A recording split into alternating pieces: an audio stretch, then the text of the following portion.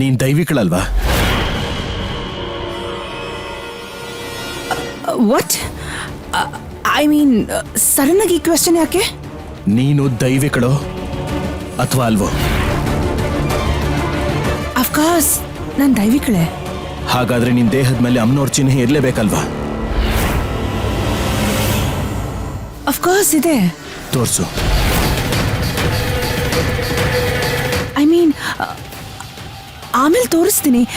ಈಗ ಅಮ್ಮ ಪ್ರಾಬ್ಲಮ್ ಅಲ್ಲಿ ಇದಾರಲ್ಲ, ಅದಕ್ಕೆ ನಾವೀಗ್ಲೇ ಅವ್ರ ಹತ್ರ ಹೋಗೋಣ ನಡಿ. ಚಿಹ್ನೆ ಇದ್ರೆ ತಾನೆ ನೀನ್ ತೋರ್ಸೋದಕ್ಕೆ. ನಿನ್ನ ಅಮ್ಮನವರ ಚಿಹ್ನೆ ಇಲ್ಲಿದೆ.